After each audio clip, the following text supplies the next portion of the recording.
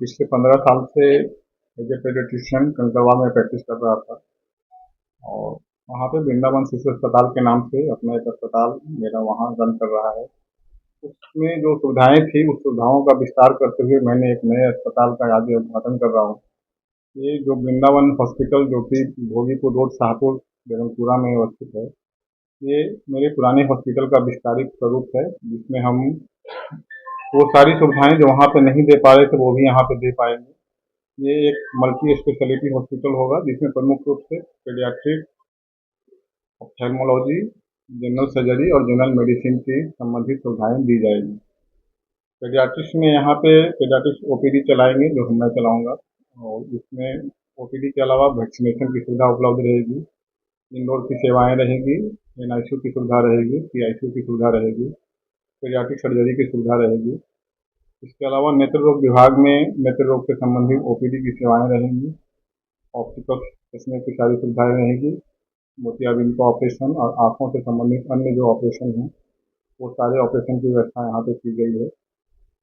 और इसके अलावा एक जनरल सर्जरी विभाग के भी जो चिकित्सक हैं वहाँ राउंड द क्लॉक अवेलेबल रहेंगे, इसलिए जब सामान्य सर्जरी से संबंधित सारी ऑपरेशन यहाँ पे की जाएगी और उसके अलावा परामर्श यहाँ पे मिलेगा। ये अस्पताल बेसिकली इस उद्देश्य से बनाया गया है, यहाँ पे लोगों को एक क्वालिटी केयर एक छत के नीचे दिया जाए और ये केयर रिजनेबल केयर दिया जाएगा, जो कि पेशेंट की जितनी आवश्यकता है उस अनुसार ही उसकी सेवा की जाएगी। अगर किसी को सिर्फ ओपीडी से इलाज करके ठीक किया जा सकता है तो वहाँ पे सिर्फ ओपीडी से ही हम लोग ठीक करने का प्रयास करेंगे। ज़्यादा से ज़्यादा क्लिनिकल बेस्ड ट्रीटमेंट करने का प्रयास किया जाएगा और सिर्फ रिलेवेंट इन्वेस्टिगेशन ही कराए जाएंगे, अननेसेसरी के इन्वेस्टिगेशन नहीं किए जाएंगे। सिर्फ उन्हीं मरीजों को भर्ती किया जाएगा जिनका इलाज के लिए भर्ती करना आवश्यक है, और उतने ही दिन के लिए भर्ती करेंगे जितने दिन में उनका इलाज करना संभव हो पाएगा। अगर किसी को वार्ड में इलाज करने से अगर वो ठीक किया जा सकता है तो उसे वार्ड में भर्ती किया जाएगा, अननेसेसरी का एनआईसीयू या आईसीयू में भर्ती करने का प्रयास नहीं किया जाएगा। अगर किसी को आईसीयू में भर्ती करना भी पड़ा तो वो उतने ही समय के लिए होगा जितना कि उतना दिन आईसीयू में रखना उसके लिए आवश्यक है। तो ये एक पूरा ट्रांसपेरेंट व्यवस्था की जाएगी जिसमें कि डॉक्टर और पेशेंट के बीच में कोई इन्फॉर्मेशन का गैप नहीं है। हर चीज़ जो भी हम पेशेंट के साथ करेंगे वो उसके अटेंडेंट से डिस्कस करेंगे, उसे समझाने का प्रयास करेंगे कि इतना इलाज करने की आवश्यकता क्यों है, और जो आवश्यकता है उतना हम इलाज जरूर करेंगे, पर उसके अलावा अलग से कुछ एक्स्ट्रा इलाज करने का प्रयास यहाँ अस्पताल में नहीं किया जाएगा। एक डॉक्टर पेशेंट रिलेशनशिप बिल्डअप करने का प्रयास करेगा, जिसमें कि अंत में डॉक्टर और पेशेंट दोनों संतुष्ट होकर के इस हॉस्पिटल से बाहर जाए। मध्यम वर्ग के लोगों के लिए क्या कुछ रहेगा सर इसमें?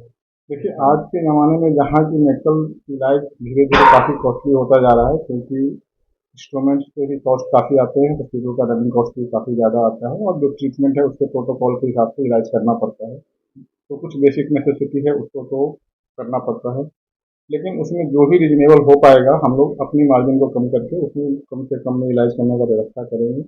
जनरल वार्ड की भी सुविधा उपलब्ध है, तो मध्यम वर्ग के जो लोग हैं उनका फाइनेंशियल बर्डन कम आए इसका पूरा ख्याल हम लोग रखने का प्रयास करेंगे।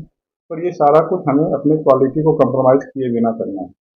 आयुष्मान भारत की भी सुविधा है। आयुष्मान भारत के लिए हम लोग प्रयासरत हैं, व्यवस्था की जा रही है, हमने एप्लीकेशन लगा दिया है। जैसे ही मिल जाएगा वैसे हम इसमें आयुष्मान भारत की सेवाएं देने लग जाएंगे। उम्मीद है बहुत जल्द ये सुविधा उपलब्ध हो जाएगी इस अस्पताल में। पटना में मल्टी स्पेशलिटी हॉस्पिटल बहुत सारे खुल गए हैं, आपको उनमें से अलग कैसे बनाता है? सही बात है। देखिए, यहाँ जहाँ तक हम मेट्रो सिटी की बात करें तो पटना में हॉस्पिटल की कमी नहीं है।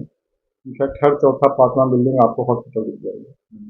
मैं खुद 15 साल से एक प्रैक्टिसिंग पेडियाट्रिशियन हूँ, तो मैंने ये महसूस किया है कि जो आज के डेट में जो हॉस्पिटल्स चल रहे हैं उसमें अधिकांशतः का जो खर्च है वो जनमानस के अफोर्डेबिलिटी से काफ़ी ज़्यादा है।